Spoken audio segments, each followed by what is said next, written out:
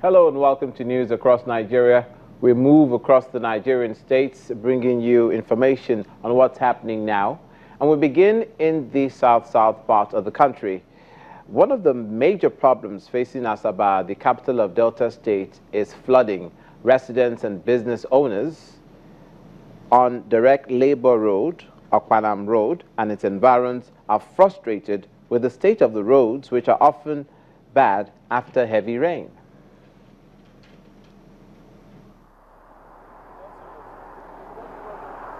It's that time of the year when the rains cause problems for many areas across the country, overtaking houses and flooding streets and destroying property.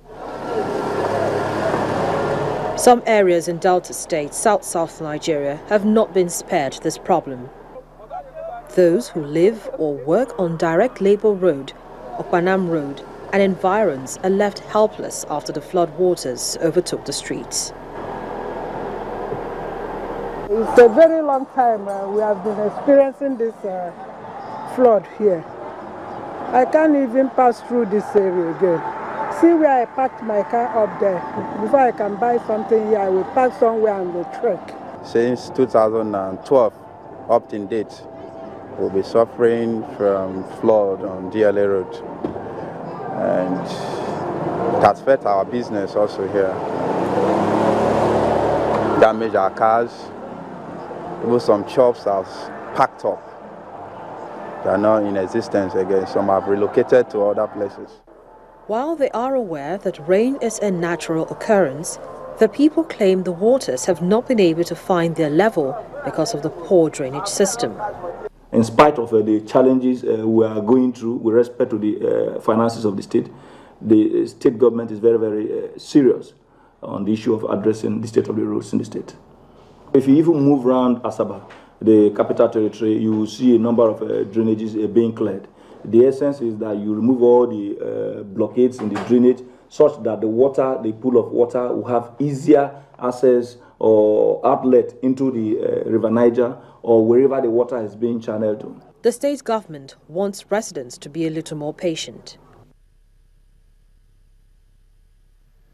And since the floods can affect any part of the country, the Anambra State government in southeast Nigeria has mapped out 28 camps that can house internally displaced persons in the event of the impending flooding announced by the federal government.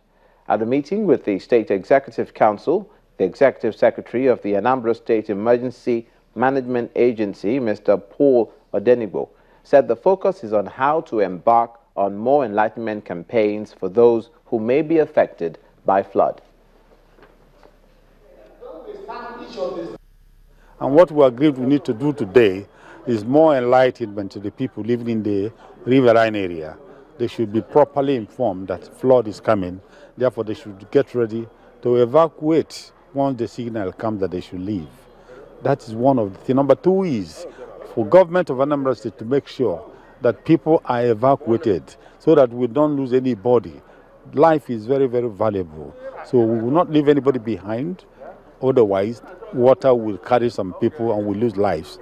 And finally, how do we take care of them when they come up to the safe ground? We have marked out a number of IDP camps where we shall keep them in various local governments, numbering about 28 camps. I have sensitized my people through the town criers, through age grades, through the churches, and then through the market servants, through the churches. I have done that.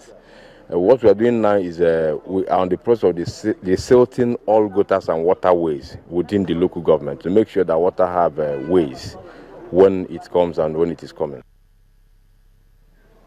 Now, the National Emergency Management Agency, NEMA, says that authorities have taken care of the cases of cholera in the camp of the internally displaced persons in Borno State. NEMA says that efforts by the World Health Organization, the WHO, and UNICEF have effectively brought the situation under control.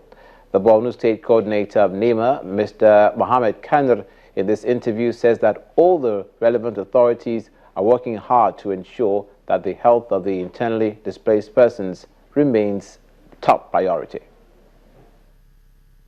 Some cases, few cases in Sandajari Park, and the Ministry of Health and all the sectors on the health from United Nations, they were all there, and the situation is under control. No, it's not widespread. It's that one camp. The name of the camp is Sanda Kiarini camp, and it's being controlled. Actually, what we do here is that we do a one single coordination meeting, which will make sure that we don't make duplication of efforts within our humanitarian actors that are inside Maiduguri. And I want you to know that there is not any humanitarian actor from the United Nations to non-governmental organizations that we don't have is present in Maiduguri. And all these people come with one type of assistance to another.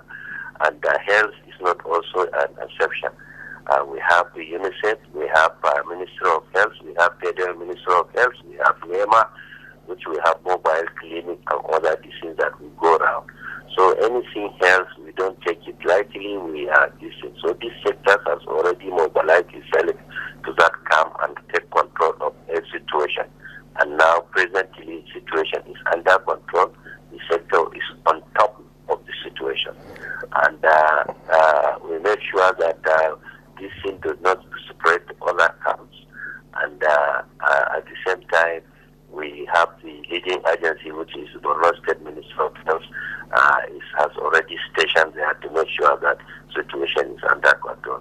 The same goes with the other sectors within the health, education, and this. All the sectors are working fine. We began this edition with climate and heavy rainfall and what that portends for those areas where it is affecting them negatively when it does occur. Well, in a related story, but not to do with the weather, a 5-man committee has been set up by the Yobe State government to work out modalities for effective irrigation farming. The committee is mandated to plan towards setting up irrigation farms in viable areas that will engage some 40,000 youth. Governor Ibrahim Gaidam says that the task force will work around the current climate change and limited rainfall period for now, which often has an adverse effect on arable crops.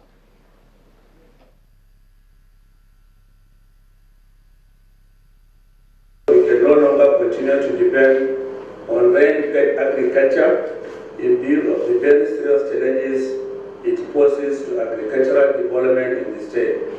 The situation is further aggravated by climate change, shift in growing season, and limited rainfall periods, with the attendant effects on most arable crops in the state. All these combined factors affect the development of rain-fed agriculture in Yobe. It is therefore necessary for us to develop the irrigation potentials that abound in the state. Statistics indicate that Yobe State has a vast Padama land of about 366,000 hectares, out of which only 30 to 40,000 hectares are being utilized.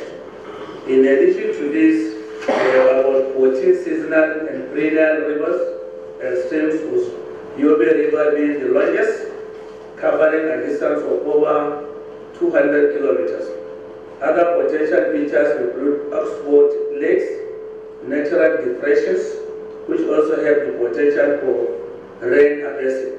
I wish to state that some areas with potentials that could support the establishment of large-scale irrigation schemes, covering a total area of 34,000 to 50,000 hectares, have been identified, which could create job opportunities for hundreds of our citizens in the state. Governor Ibrahim Gaidam of Yobe State. You're watching news across Nigeria, away from the weather, climate change, heavy rainfall or not, and internally displaced people. A group of northern leaders have come together to see how development in the north can be advanced. Stay with us.